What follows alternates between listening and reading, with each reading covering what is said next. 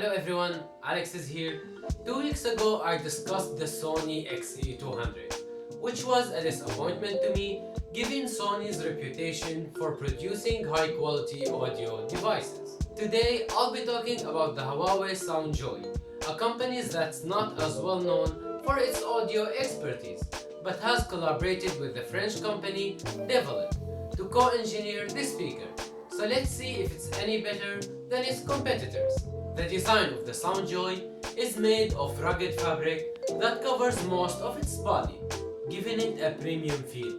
It features two large rubber buttons on the side to control the volume, similar to the Ultimate Ears Mega Boom. On the back, you will find a vertically aligned array of buttons to control the power, voice assistant, pause and play, Bluetooth, shake stereo link, LED indicator, and a holding strap. Around the radiators, there are two rings of cool RGB colors. However, customization is limited. You can choose between a static color or rainbow, but you can't make it sync with the music played. The speaker is 202mm in height, 73mm in width, with a weight of 680 grams, making it a portable friendly, but definitely not the best in the market. It's available in black and a unique green color. Like most speakers, the SoundJoy has an IP67 rating for water and dust resistance, making it ideal for use at the pool or in the rain. Huawei advertised a battery life of 26 hours at 80% volume with the RGB rings off. My testing though gave me 16 hours at the same volume with the rings on. It also has a 40-watt fast charging capability, which is impressive considering that most phones now supports only 25 watts of fast charging. A 10-minute charge will give you around an hour of playtime, and 3 hours via USB-C will bring the battery from 0 to 100%. In terms of connectivity, the SoundJoy has Bluetooth 5.2 with a theoretical range of 240 meters and also supports NFC. However, there is no 3.5mm jack, which might be a disappointment for some users. The SoundJoy has a 20-watt full-range driver, 10-watt tweeter, and two passive radiators on the sides, with a breathing area on the bottom to let the bass be free. It supports both AAC and SPC codecs, so let's see how these numbers are gonna translate in a real-life test. I'll be comparing it to the JBL Flip 6. Make sure to use a good pair of headphones, and I will see you after the test for the conclusion. Leave the world around us.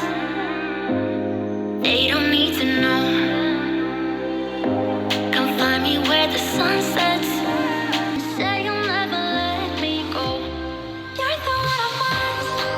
Say you need me. Hide away our love. Don't let go. I know you feel the same. Say you need me. 'Cause you'll always be my broken love.